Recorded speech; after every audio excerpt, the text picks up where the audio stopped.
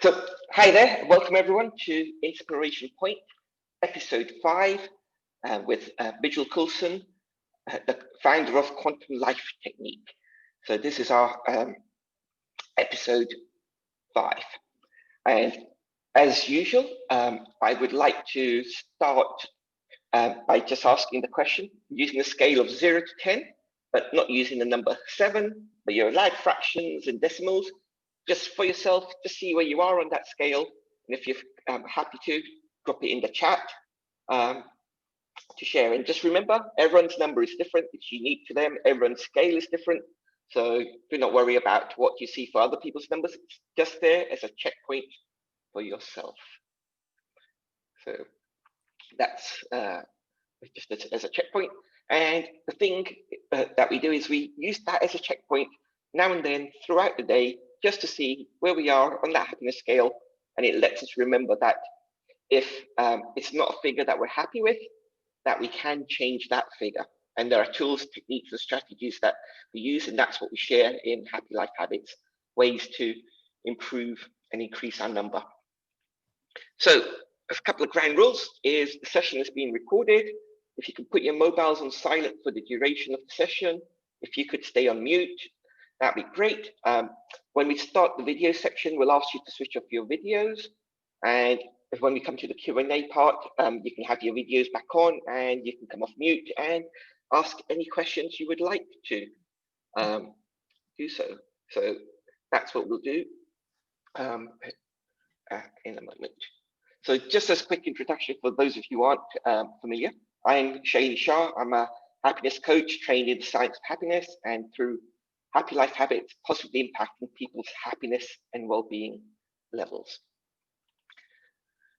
Inspiration Point is one of our projects, and it's really about everyday people sharing their journeys and extraordinary people, really. So it's ordinary people with that extra there, where some of the things they're doing is that allows them to do that extra. And it just reminds us that all of us can do this. All of us can do some of the habits, the routines, the mindset, these kind of things which allow us to live an inspiring, positive life. And guests, as you've heard some of the previous episodes, are sharing their journeys, their challenge, their turning points, their daily habits, and the learning they've had through personal development, personal development, happiness, and spirituality. That's what we're working with. And one of our friends, Priti, she shared this on one of the earlier, after one of the earlier sessions, and it made me think, whilst we're all unique, elements of our stories will resonate with each other, and certainly we can seek to inspire one another. And that's what part of this is about, just reminding each other that there are crossovers in our journeys and in our stories, and to help us stay inspired, stay positive, and stay happy. And just to let you know that as we share this today's session, Beejal hasn't listened to episode 4 with Sanjay Shah, the EQ expert, emotional intelligence expert. She was going to, and I said no. When we had caught up for our chat, I said leave that listening to afterwards, because as you will see, some of the things that she'll be sharing resonate with what Sanjay has shared and what some of the other guests have shared. So you will see some parallels there. So Inspiration Point follows a standard format where there's about 10 questions we ask, like, what makes you happy? What's one of your favorite quotes?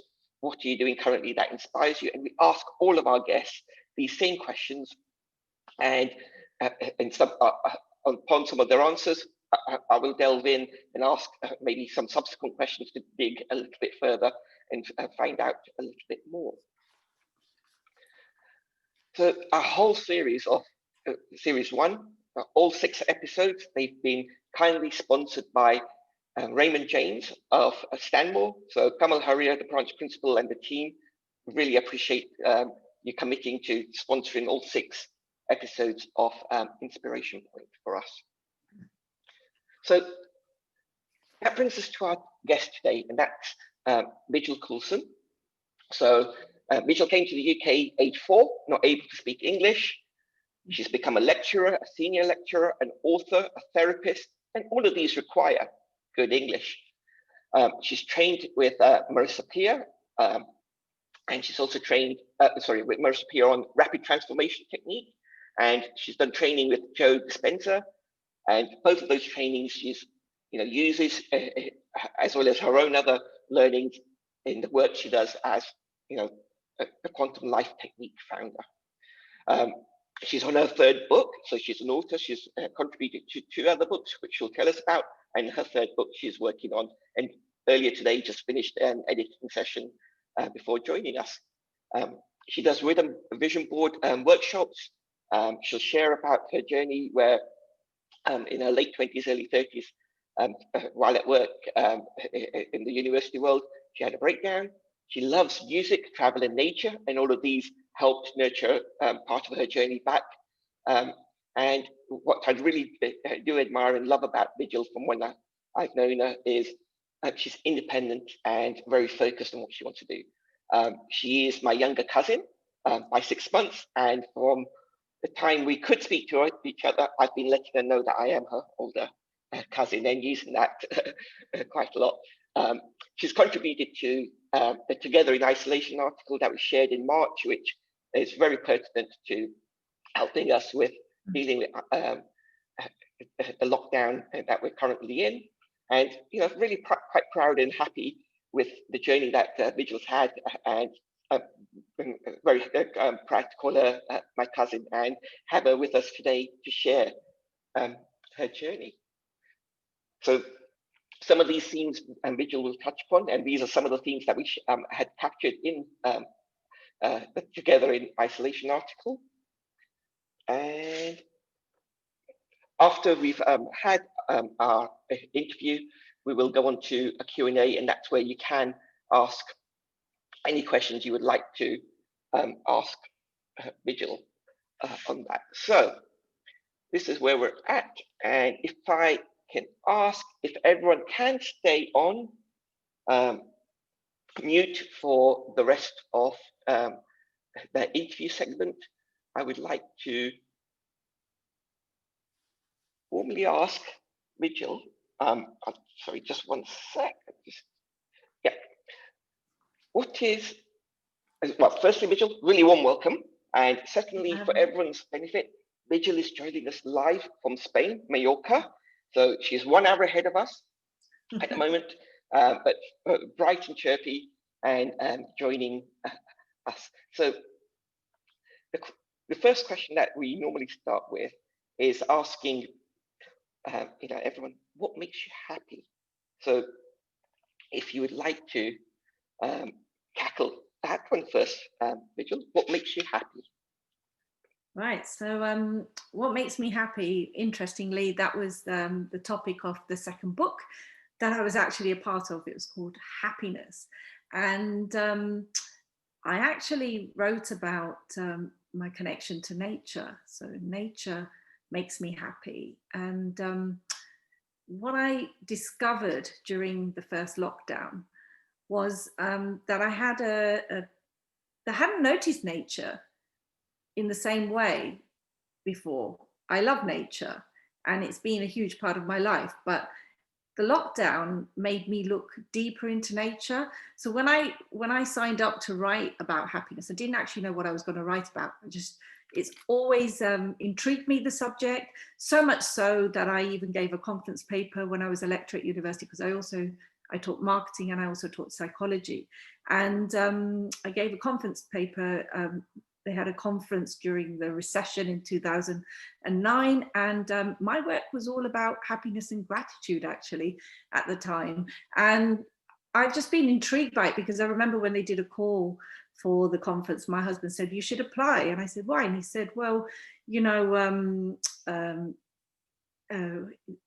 you have a certain number of books in possession on the topic of happiness, you may not be teaching about it at the moment, but perhaps that's something you want to share your passion in. And yeah, lo and behold, we looked at my bookcase and there was about 50 books on happiness. So I applied, and happiness has always intrigued me. And I positive psychology to MSc organizational psychology students.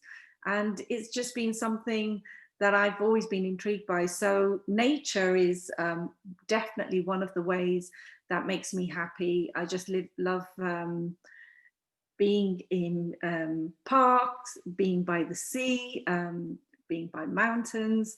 I find it's really a gateway for me to connect to, like, my inner spirit. Music is another something that I've always loved. That's always helped me through my life. I used to write my lectures listening to dance music, and yeah, I'm just inspired by music, so much so that I've done a collaboration with a music sound producer recently, and it was just amazing what we were able to come together with. And I'm no singer, I must admit, but I have a voice, because I'm a hypnotherapist, and I discovered that I have power in my voice to help people. So there's something special for all of you. If you would like, at the end I'll share something that I'd like to gift to all of you. Art, creativity is another thing that makes me really, really happy. Being creative, I find peace in my soul, really, when I paint. It takes a lot to give myself permission to actually do it. And when I actually do it, it's amazing. So I know I need to do it more. And I remember when I was young, Shailene and I both loved being creative. So I remember Shailene was hugely creative as well. And the last one, sports. I love paddleboarding at the moment. I love being out at sea, tennis, swimming. So, it's good to keep fit and exercise. And the latest toy is an electric scooter. So my daughter has given me the lessons, and it's fun. So that's my 4. That's your, so nature, art, sport, Music. and music. Yeah. And with nature, I remember, in the UK, you live in a big park, or surrounded by a big forest and park and that. And currently, while you are in Spain, you were showing me the other day, you've got mountains on one side and a few minutes away, and when you come out the building going the other way, it's to the beach. So I live in England, 80 acres. So it's actually, my address contains park in the address. I live in a park. I mean, how amazing is that? And here in Mallorca, it's UNESCO heritage. So I feel very, very blessed to be in nature. I've traveled a lot, and I wanted to bring my travels back in my world, I guess. Excellent. And Mombasa was, I'm sure we'll talk about later, that was my first 4 years where I spent my life on the coast. So I'm sure that's had an influence. Yeah, that brings the beach through. Brilliant. So what are you currently doing that inspires you? So I am, as you mentioned, I'm on a 3rd book. So I've been a contributing author. And the first book was called Female Changemakers, 50 women sharing their stories, how they're changing the world. Second one was Happiness. And this 3rd book is called Inner Spirit. And it's actually been quite close to my heart. And it's also been quite challenging writing, because it's been so close to my heart. So that's been something that I've been doing recently. It's all going to be signed off very soon and launched in December, before Christmas. So that's something that I have been up to, that has really, when I get inspired, I want to inspire others. So when I learn something, when I benefit from something, when I discover something, I want to kind of pass that on to others. So that's with the Inner Spirit story that I share. I can't wait for others to be inspired from my journey. And like you mentioned in that quote from Brittany, there's resonance in each of us that connects all of us. So what else am I? What inspires me? What currently are you doing that inspires you? So I think sharing about the therapy and the work stuff that you do, Yeah. and the coaching. So I mean, I love, there's this saying, love what you do what you love. And my journey has led me to retraining from being a senior lecturer. In the last 5 years, my whole life has literally changed, and I've literally changed so many lives myself. So I work as a clinical hypnotherapist, a coach.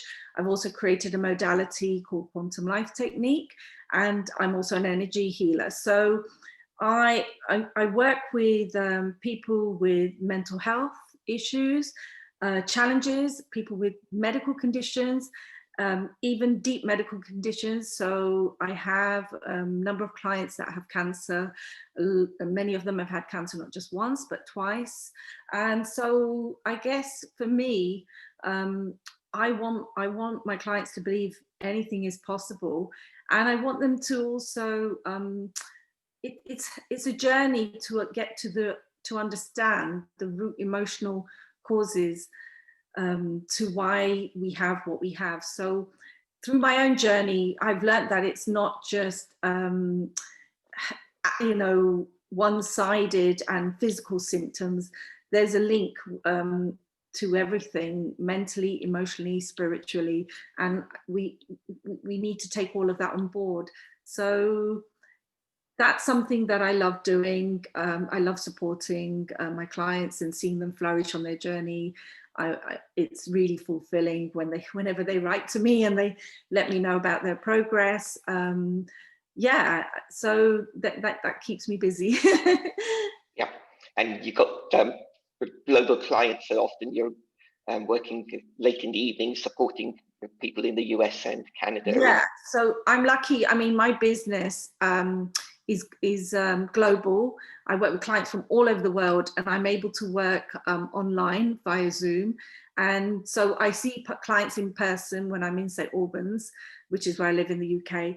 And at the moment, currently, I'm working completely online. And it's really brilliant. In fact, I was recognised in my local community in St. Albans, in the business community. I got an award this year for being an international business, successful international business. It's great that I can work from anywhere in the world with people from anywhere in the world. So a lot of the time I am working evenings because of the time zone difference. So I have quite a few clients in Canada, America, and also Australia as well. Brilliant, thank you. So this is, I think, a pertinent time to ask the journey to being this therapist and coach and doing this kind of work. What's been your journey and some of the turning points and challenges along that journey? So, I mean, where do I start? So when I came to the UK, or where do I start? So I came to the UK when I was 4 with my family. I could not speak English. I did learn quite fast. It was interesting, actually, not to only, I spoke my mother tongue, Gujarati, and it was very interesting to observe and to learn by watching, by listening. And it was a big contrast moving from from Kenya to England. It was a huge change for everybody, the whole family actually. So what happened? I went to university. I studied, to begin with, sciences, chemistry actually. Chemistry with management science, and I changed in the end to management science with computing. Actually, what was deep within me was I was more of a creative soul, and I guess if I could have my time back, I would have probably gone to study art or history of art or something like that. But I guess culturally, it was always that if we studied sciences or maths, we could be a doctor, inverted commas, or a pharmacist or an accountant. And, it was having that education to keep our options for a good career. So I found my way through knowing what I didn't want. And in the end, I did a master's, an MBA, and I really flourished when I did that. It was called international management, and it was just brilliant. I learned so many things. And when I did that, I realized that I had a real passion for marketing and organizational behavior.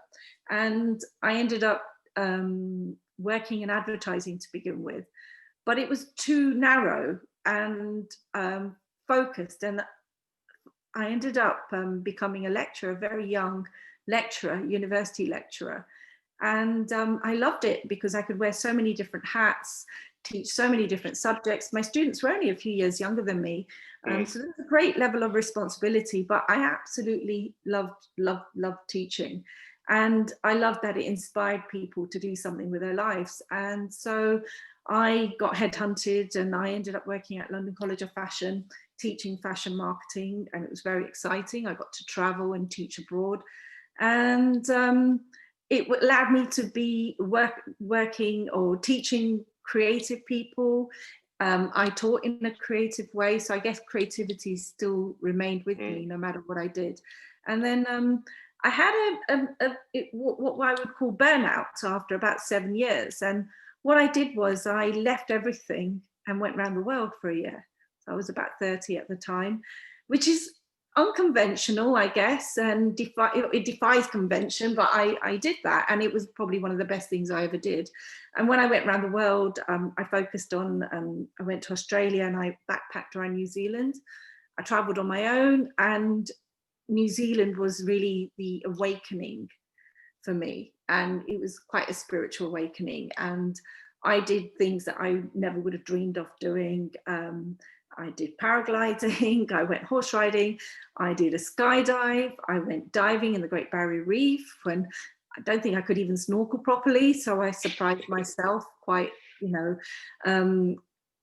quite dramatically. And it taught me so much that year that I took out. And I went back to England and I went back to teaching. I met my husband, started a family, and I guess it was after about 20 years of teaching, 21 years, it just got so challenging. It didn't get easier, and in the end, I'd had signs for years that I wasn't well, and in the end, my body just had enough and said, "You're not going to do this anymore." So I found myself signed off sick, and it was like a breakdown really, but diagnosed with medical conditions as well, and thinking, how am I going to get out of this? How am I going to get through this? My daughter was quite young.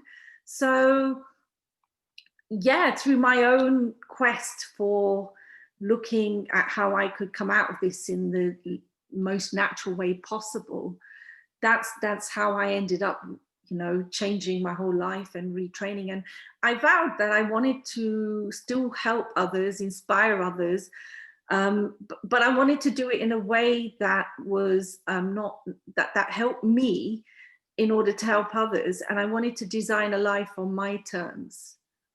And so I wanted to work for myself and I wanted to help others, but I wanted to work the times I wanted to work. So I wanted the freedom. I'd had quite a lot of autonomy as a lecturer, and I wanted more freedom. So that, I ended up retraining and then ended up being amazing, great at it. And the transformations that happened with my clients just made me, I continued to learn more. I got curious, and then I discovered Dr. Joe Dispenza, and that just took things to a whole other level. And the scientific background from my past kind of came into play with the quantum physics, neuroscience, and I ended up creating something to help people.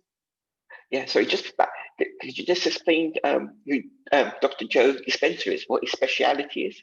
Yeah, so Dr. Joe Dispenza, he's been quite well known. He's known for bringing science and spirituality together, and he gives the science the backing. So it's not a load of woo-woo and mumbo-jumbo. He went out and got measured and got evidence to give proof that this works. It isn't just, meditation isn't just Yeah. something that monks go off and do, and yeah, it may be good. It's like what I liked about the way he teaches his work. So when you said I did train personally with Marissa P. With Dr. Joe, I've been to a lot of his events. He doesn't train per se, but I followed a lot of his work and been inspired by his work so much that I ended up creating a modality that was aligned to, you know, what he advocates basically.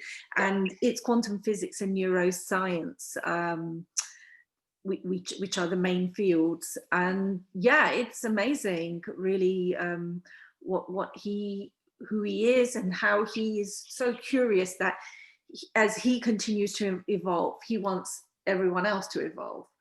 And so that's very much aligned with kind of the way I am. So yeah, many of us are in that same mode of continuous learning and evolving and serving. So that's fantastic.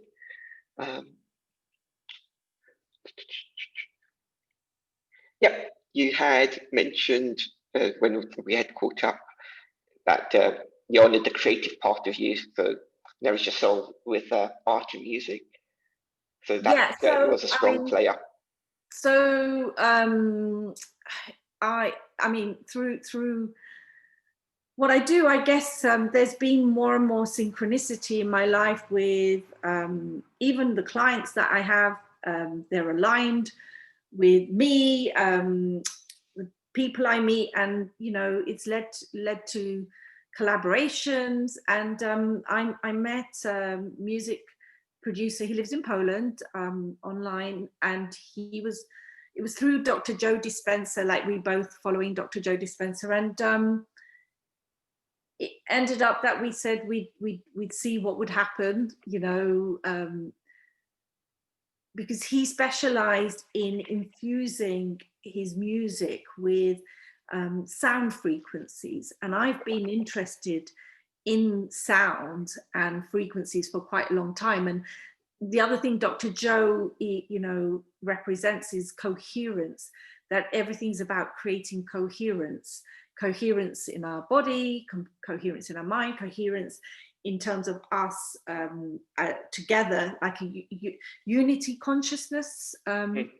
So we talked about incorporating perhaps hypnotherapy or the stuff I do with quantum life technique, which is where we work with our future. And when I was doing yoga, I practiced Kundalini yoga.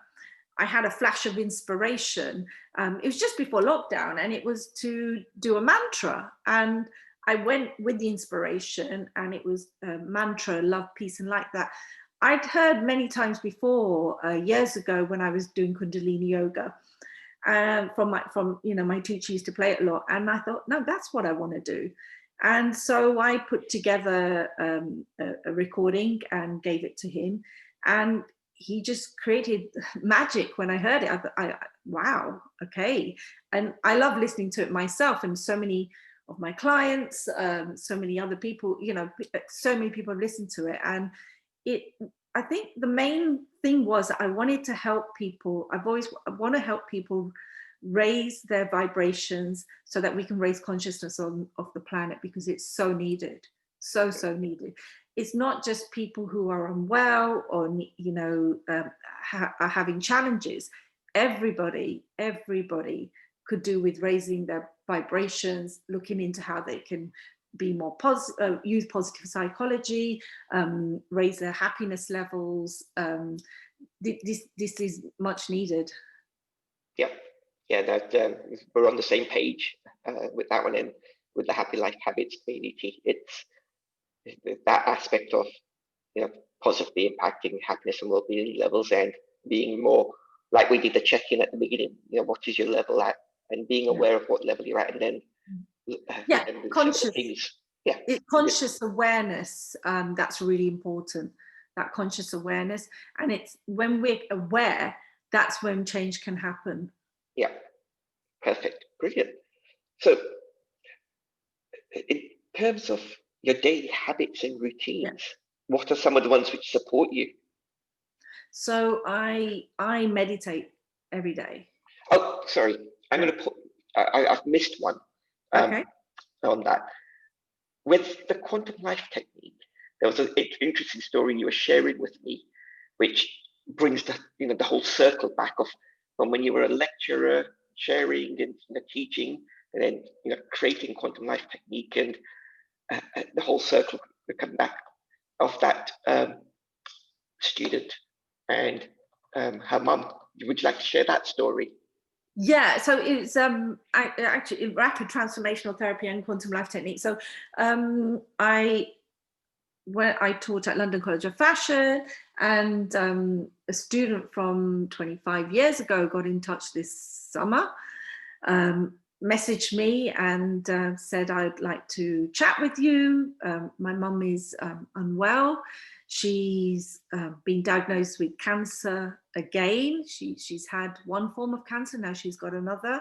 And I believe you're the one to help her. And I thought, wow, okay, this is good, but you know me as a lecturer. So, and she said, well, I've been following your story on Instagram, and if you're as good as you are as a lecturer, I've got complete faith in you, in what you're doing now. And I've been working with her mum, they're Gujarati. I've been working with her mum for the last 3 months, and it's just been a really, really amazing journey. And I thought back and thought, I did that work as a lecturer, and when I was younger, a lot of the time the adults would always say, how much do you, we were measured by our worth from how much we earn. And I used to always say to my parents, but it's the difference I'm making in people's lives. And maybe the lecturer isn't valued in monetary terms the same way as a banker, let's say.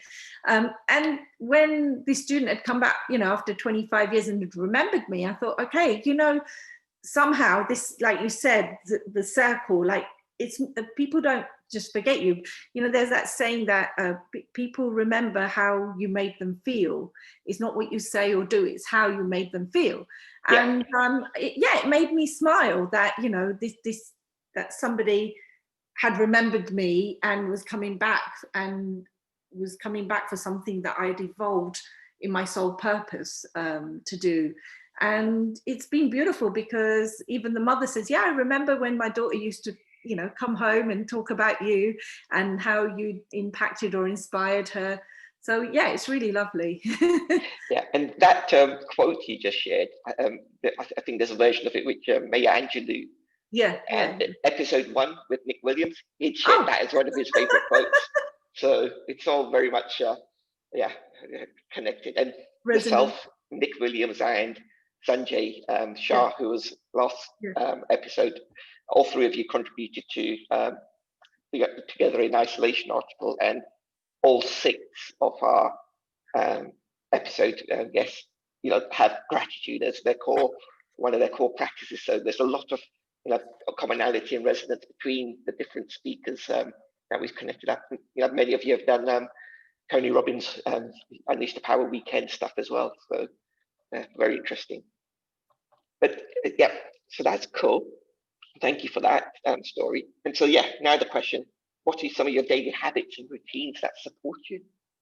Yes, so I mentioned meditation. That's something that I do daily. Like I brush my teeth, I meditate. And I meditate in the morning and in the evening. I do a longer meditation in the morning, probably about an hour, hour and a half, usually about an hour and a half, and in the evening. And a lot of people say, well, that's quite a long time. And it is, but with the work I do, I have to hold space for people. And so I need to be grounded. I need to be on a vibration that can create a space for others to help them heal. So I'm facilitating that. So I guess it's self-care for me, and it's non-negotiable. So meditation is something that I take seriously and I'm committed to. And what else do I do? So I was swimming every day. I do still swim here in the sea. It's quite cool and refreshing. Back in England, I belong to a health club, and I swam literally every day, 6 times a week minimum, or 7 times a week. I would be swimming every day. So that was something as part of my routine. Yoga, I do Kundalini yoga, so I've been doing that weekly. So I guess that's the routine, or the daily habits. Gratitude is again non-negotiable, and it's not just I'm grateful for this and this. Gratitude, I do it in a way, and I teach my clients this, is you have to kind of feel that gratitude, and you have to connect with your body with that gratitude. And there's research that's been done that if you do it one way all the time, you get bored of that as humans. So it's good to vary it. So sometimes, I'll vary the way I even give gratitude. So gratitude is also very, very important that I do every day. Yep, brilliant. And just for everyone's benefit, Beejal wasn't prompted to mention gratitude or share on gratitude, nor were any of the other episode speakers, but many of you who are familiar with the work I do, gratitude is at the top of the list of the go-to practices to really help shift our thinking and shift our energy and shift our mood. So it's so easy. Yeah. It's so easy. And there's another thing I also do, which is slightly different. It's called self-appreciation that I teach to clients. So they praise themselves. It's slightly different to being grateful, and the focus is on themselves. So it's a little bit harder, or could be a little bit harder or more challenging. And it's self-appreciation. So these are positive vibrational things that we can do every day to help raise our vibration. Yep. No, that's brilliant. And that probably is a good time to share your favorite quote. And as I mentioned at the start of the session, Beejal hasn't listened to episode 4 with Sanjay Shah on emotional intelligence related work. She was going to, but I said, from the conversation we were having, prepping for this one, I said, don't listen to that one, just come in, do this, and then have a listen to it afterwards. And for the people who were and have listened to episode 4, with a lot of stuff that Beejal has been sharing, you'll see a lot of resonance with the things that Sanjay has shared, and this quote that she's about to share again ties in quite nicely. It's by Nikola Tesla. If you want to find the secrets of the universe, think in terms of energy, frequency, and vibration. That's kind of there's loads of quotes. There's a quote that I've taken, so when I write my contribution for these books, we have a power quote, and we're encouraged to use a quote that we have created rather than from someone, or it can be from someone but interpreted in our way. So I've taken a quote from Rumi and interpreted it in my way. But this one, when you asked me, that was the one that came instantly, the Tesla one. Yeah, would you like to expand on that one a little bit? So I'll just read it out. If you want to find the secrets of the universe, think in terms of energy, frequency, and vibration. So yeah, tell us a little bit more what that means to you. Everything is energy, frequency, and vibration. Everything. So things that seem solid, absolutely everything in the universe is energy, frequency, vibration. And emotions are also carrying frequencies. And so the main part of my work, a lot of my work, if I look at it in terms of energy, frequency, vibration, I'm helping people really release the lower, the negative vibrations, because disease, illness, mental health challenges, they are in a lower frequency because there needs to be coherence for well-being. And so our aim is for coherence. It's the goal of to achieve coherence. And in order to activate healing, because we all have the ability to activate our own healing, and we also can help others heal. We don't understand or realize how powerful we are, and it's only through this work that I've discovered this. So when we are able to understand that everything's energy, frequency, vibration, and we're able to understand that if we feel if we're sick, or if we feel anxious, if we feel guilty, or if we feel overwhelmed, that carries a lower vibration. And if we continue to be the way we feel, then why are we surprised when more of that happens to us? So what I want people to understand is we can actually choose to change, even if we don't feel it, and that will then change our energy and our vibration. So if we, Tony Robbins talks about change your physiology. So if you feel sad, depressed, he gets people to clap and smile, and they're like, why is he getting me to do this? I'm depressed. It's very hard to stay that way, and the body gets confused. It starts saying, what's going on here? And it's the same thing with affirmations as well, or mantras, or repeating. When we repeat or say positive words, there's a lot of in Sanskrit. Actually, I went to a Sanskrit chanting workshop, and the whole background of the words that are even spoken in Sanskrit are healing. And so when we say words like hate compared to love, there is a different vibration, and you can sense it. And so it's really being mindful even about the words we speak and the thoughts we think. Even our thoughts carry a vibration. And so it really is about taking responsibility, being responsible for ourselves in that way. And so that, for me, energy, frequency, vibration is so important, because it's our thoughts, our beliefs, our behavior, our actions. All of this is energy. Yeah, no, brilliant. Fully resonate with that. So no, thank you for sharing that. And that was Nikola Tesla. Yeah, and also like the more positive vibrations and negative, they don't mix together. You have one or the other. And yes, you can't understand happiness unless there is sadness. So it's not to say we shouldn't feel sad, we shouldn't feel overwhelmed, we should acknowledge all these. But what we want to do is live life in the present moment. And if we're caught up in anxiety or overwhelm, we can't be grounded and be in the present moment, appreciate life as it's happening.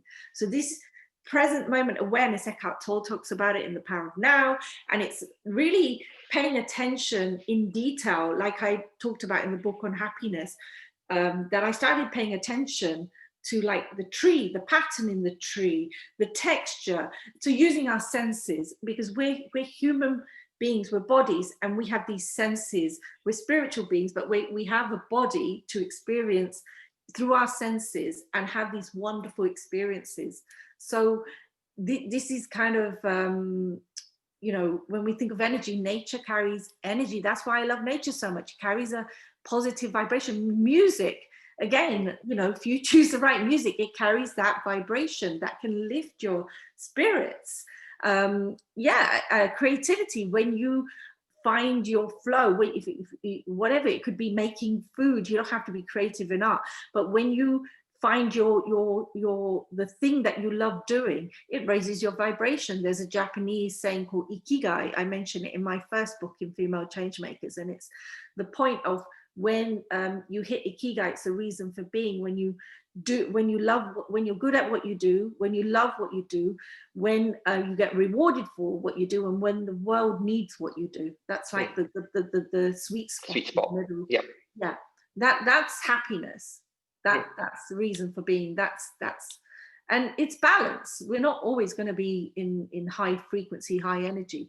The other thing is, when we're in a lowered brainwave state, which is when we meditate, or when we're sleeping, when we're relaxed, when we're in a lowered brainwave state, that's when we can access this quantum energy. That's when we can access it's something greater than us, that we're able to access on energetic level, to be able to make changes. So who was it that said, Einstein, no problem can be solved in the same place it was created? Yeah, the same level of thinking. It needs a different level of thinking to find a solution. Sometimes if there's an issue or challenge, you kind of want to go like a ball straight into that challenge, but actually if you pull back, and even go off and meditate or go and do something that you love doing, things will shift naturally, or a solution will come around. Yeah, no, brilliant, definitely. On that, and I was smiling and smiling a lot throughout that, because what you're sharing resonates fully with some of the stuff I share, almost word for word in that way, on the concepts. And I think one I'll just reiterate to everyone is, when we're in those emotions and energies of practicing gratitude, peace, love, compassion, and we're feeling those, at the same time we can't feel anger, greed, depression, sadness, and these when we're feeling those higher energies. So the work that Beejal does, the work I do, and the work that many people do on sharing about transformation and happiness and life change is to have those higher energies more often in our lives. And, that's the practices and the trainings and the habits. Repetition. Yeah, and the more often we're able to lift ourselves into those energies, the less opportunity we have to feel some of the lower ones. And those checkpoints that we talk about help us to become aware and choose an option to then make a change. So it just reminded me that this thing, life still keeps happening. We're still going to have challenges, but we are able to respond rather than react. And one of the reasons for QLT, coming back, quantum life technique, was when clients said to me, I'm overcoming my challenges, I've overcome them. Where do I go from here? What's my reason for being here? What's my purpose? I was so caught up in what was not right with me that I didn't actually realize that I'm here for a unique reason. I'm not here because of the sickness that took over my life. I'm not here for the depression that I've lived with, for many years. Why am I here? What is my purpose? And quantum life technique it's helped people have a reference for the future, and especially when there are challenges, because then there's a choice. So the biggest thing is we have a choice in what we choose to think. So many people believe that what comes through our mind is who we are, and we're stuck and limited, like a limited mindset. But if we understand that we can keep the goodness, get rid of what's not serving us, what our limiting beliefs are, and actually choose to and replace them with what's going to take us to where we are, is actually the key. But actually, most of us, most people believe the chatter, the inner critic, the negativity that comes through the mind. And when there's that realization and awareness, that's when so much can change. And the thing that I'm writing about in the latest book is, most people look on the outside to change. And I did that myself. But actually, the answers are on the inside. If you work on your inner world, if you invest in yourself, because you can't see it, so you wonder, what should I be investing in? But if you invest in yourself, and I've really invested in my inner world, then it shows in your outer world. It's like a reflection, but it's not outside in, it's inside out. Absolutely, yeah. Real long-lasting, sustainable changes from the inside. Fantastic. Good, thank you for that. What's an achievement that you're most proud of? So what's an achievement that you're proud of? So creating QLT and training people from all around the world, practitioners in the modality, in my kind of mission to want to help raise the consciousness of the planet, becoming an Amazon bestselling author for the last 2 books, helping people transform their lives and really helping people to understand that they can be the embodiment of the life they love, and moving people away from fear to love, really, the emotions of love and peace, joy, fulfillment, happiness. So showing people really to the light is an achievement. I think, being committed to helping, and that has a ripple effect on all those people around them, and also creates like a healing on a generational basis as well. So it's helping people understand that we're all responsible for ourselves. But if we're willing to be courageous to go within and actually listen to what's being said inside, then we can uncover so much in our life on the outside. Yeah, fantastic. Thank you. So what's one of your favorite books and why? One of my favorite books, there's so many. One of them is by Dr. Joe Dispenza, called Supernatural, and that book in itself inspired so much for me and the work I do and with my clients, and even in the creation of Quantum Life Technique. The whole concept of future memories, because we know that we have past memories, and it's really about being okay with the unknown and actually realizing or experiencing that the unknown is where the magic lies. And I think it is quite a lot to take in. So if anyone was to start reading up on Dr. Joe Dispenza, I'll probably start with his first book, or I think it's second book, Break the Habit of Being Yourself. Yeah, brilliant. Thank you. And what did you learn from your parents? I learned from my father about kindness, and I guess, why am I helping people? Because he always helped people.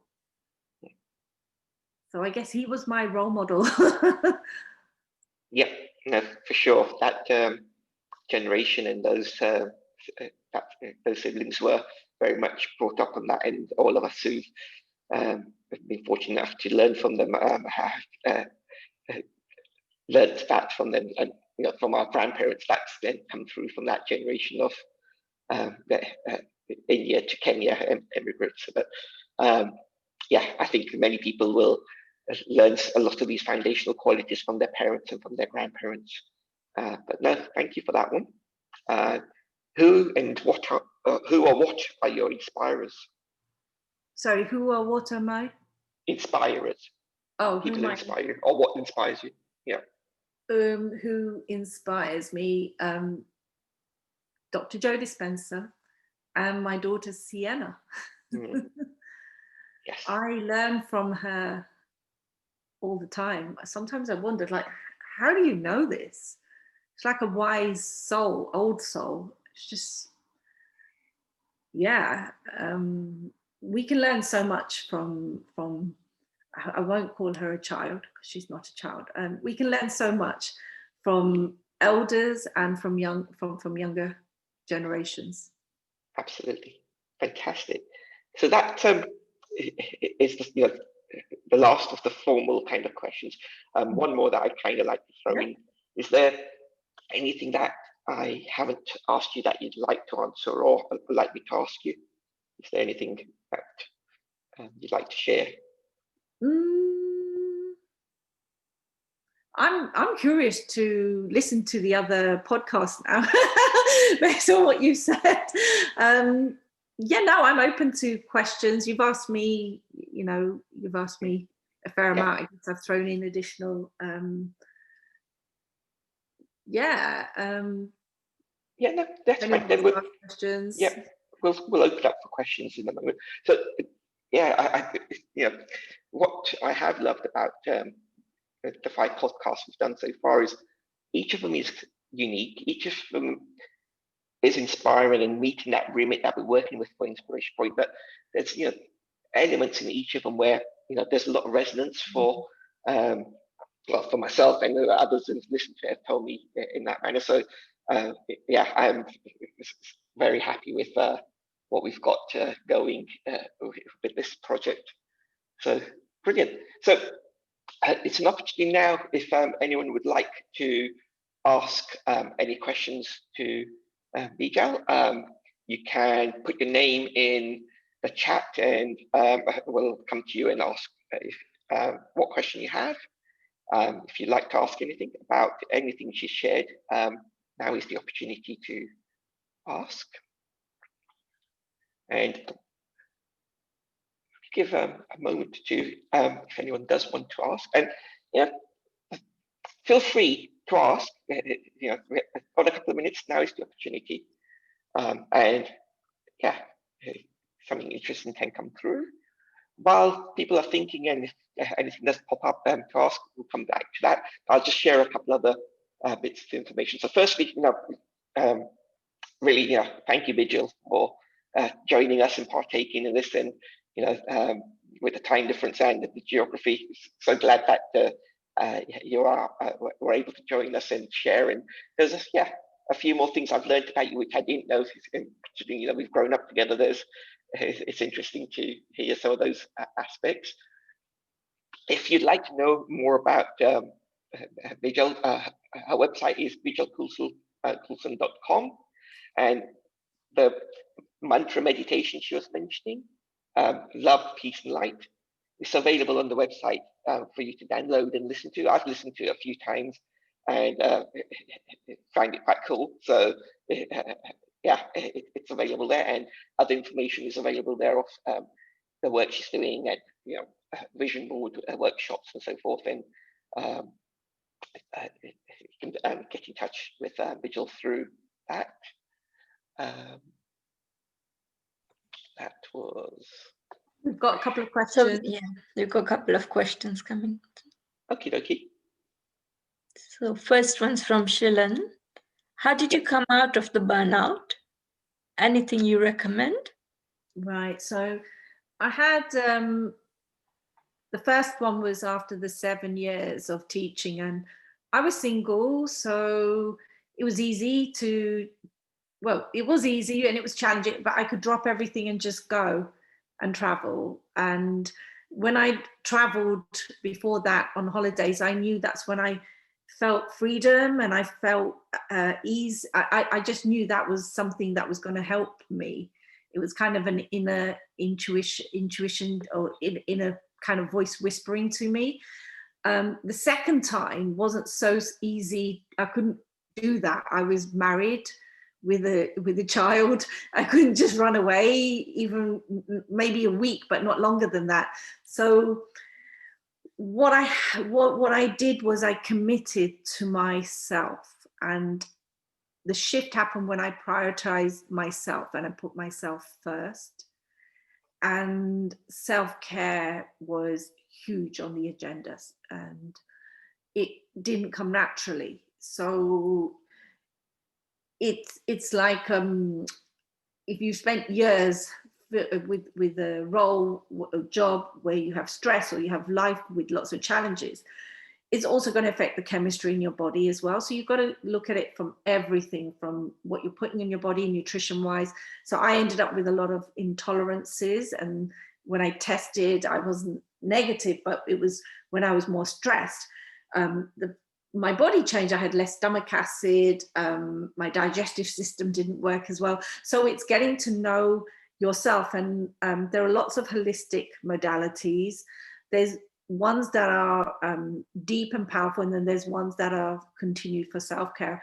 So the biggest thing is to invest in ourselves, to actually acknowledge that, okay, things aren't just going to get better just like that, or go within. The answers aren't always on the outside. Go within. And I thought, by going on a retreat or juice detox, within 5 days I would be fixed. I thought I'll just go on one of those and then I'll come back and I'll be fine again. And it's temporary. So you have to look at it on a long-term basis, and getting professional help is a really good idea. And, we're all human. So I've had to get help myself and support, but then it's been great because I've been able to help others. So when you give yourself, you're able to give others. And someone else saying, so the Kundalini mantra is love, peace, and light. And John, if you download the audio, you'll be able to hear it and you'll be able to recognize it in as a Kundalini mantra. It was a male that did the mantra, actually. Excellent. Thank you. Shula said, thank you for sharing really useful suggestions. Yeah, that's good. Yeah, so there's the website's got the mantra to be able to be downloaded and listened to. Thank you so much, Beejal, for sharing and answering those questions. I look forward to catching up again and doing something in the future with you. Just take the opportunity also to say that this was our penultimate session. Next week is our very last session of Series 1. It's with Shandit Shah, the Balance Giver, and he will share some of his journey where he's very involved with a variety of communities. Was working in his own business and had a health breakdown and so forth, and how he's come across that, worked through those journeys, and what are some of the motivations for him of being such a giver and helping others. So we'll have that next weekend. Tickets, some tickets are still available, so if you are interested to join us for the last one, definitely take the opportunity to go to the happylifehabits.co.uk website and book your tickets for that. The week after the last episode, we've got an event. Priti and myself are sharing Manage Your Mindset and Money. So to do with mindset and focusing on a positive mindset. So it's more of a focus on mindset than money, but related to the money side of things. And Priti is an expert in financial solutions and working in that realm. And so we're partnering together and sharing this, which we did share early in the year, and it's gone down well. So felt it useful to share again. So that's there, and tickets are again available from the website events page there.